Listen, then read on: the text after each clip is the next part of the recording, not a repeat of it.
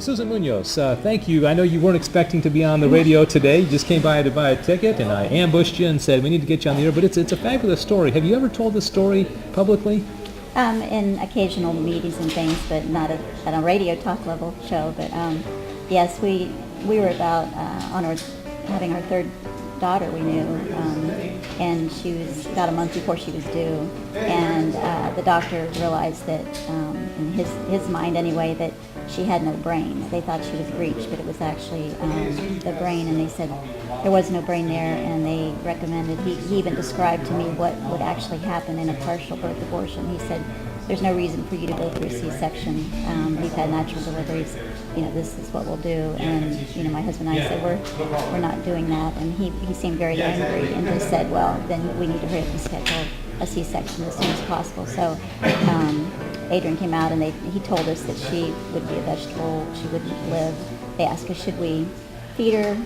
We asked if we should feed her, and they said, that's up to you. She'll die in a few days. We don't know why she's still here. And how old is she now? She'll be 28 in a month or so. 28, wow. And she wasn't expected to live, they didn't want her to be born at all. Right. Well, I've often talked to my wife about that, and I said, if a doctor said to that to me, I'd come close to wanting to slug him. I mean, you must have been furious. Especially, were you as strong in your faith back then as you are now? Not at the time. I'm actually a convert. And I actually used to be a registered nurse, and so I actually was thinking of the Catholic faith, but hadn't decided partially because of the abortion issue, because I was taking care of a lot of minority children and things like that, and just saw a lot of suffering. But I actually have a twin sister who's mentally retarded, so I've lived this life, and I knew the value of life from a long time ago. But when it happens to you, and it's your child, we didn't have a second thought about whether we would have her. I just didn't know what was laying ahead. And so it took many years to come to a point of just seeing the value of Adrian. I was always thinking of what she wasn't doing, and finally I was able to start seeing what she could do and how blessed we are. And Adrian's it's like walking with Jesus every day, and she has taught me so much and given all of us so much, and she's a joy to whoever she meets. And she has many abilities. She can play the piano without any... she can't read the notes, but she plays by her hands and plays beautifully. And she has a brain, doesn't she? I mean, I'm sitting there talking to her, and I'm thinking, how could this lady not have a brain? And so was that just a misdiagnosis or what? It was congenital hydrocephalus, and the brain actually had been pushed down into her eye level. But the neurologist, my husband, said, take her to the Children's Hospital, and the neurologist said, the brain's been squished down, and we have to put shunts in. And then the brain popped up in places where it didn't, develop. She does have physical, and she's in a program called My Possibilities here in Plano. That's wonderful. Anybody that wants to support that is for adults with cognitive disabilities.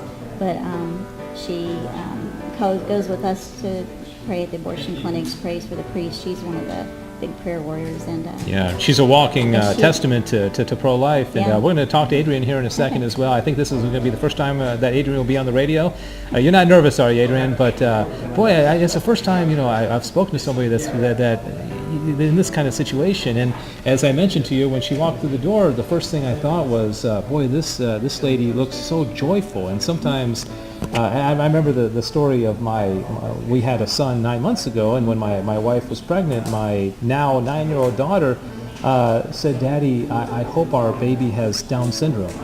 And I just thought that was so beautiful, but what she meant was she's met Down syndrome. We have some friends who have a Down syndrome son, and she sees the joy in them, and I know maybe that may not be the perfect sentiment, but she as out of the mouth of babes, she saw how beautiful, and our son does not have Down syndrome, but I thought it was the fact that she recognized that these children have a lot of joy, as does Adrian. I haven't seen her not smiling ever since she walked through the door. So anything else about the story you want to tell us before we bring Adrian on for her first ever radio interview? And but thank you for your willingness to.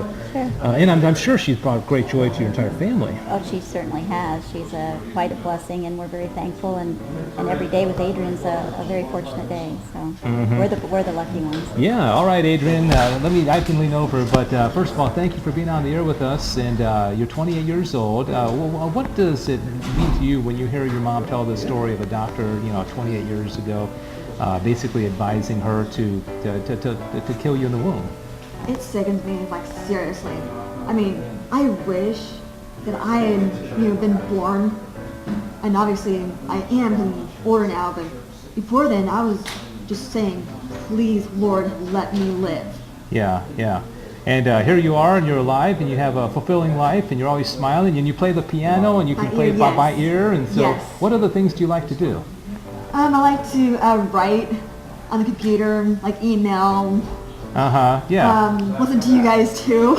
All right, you're a Catholic radio listener. That's good. That's good. I didn't think. Well, what else do you want to say? Because have you ever? I don't know if you're able to go out and you're kind of a walking pro-life statement, but I think it's just a beautiful story, and I want to thank you for being who you are and for being a great testament. You ought to have a shirt that says my mom's doctor said to abort me. But anyways, thank you for being on with us. And have you had a piece of pizza yet? No, I have not had a piece of pizza yet, but I'm hungry, so. All right. I'll get hopefully one soon, so. And it's interesting when you say Mary about the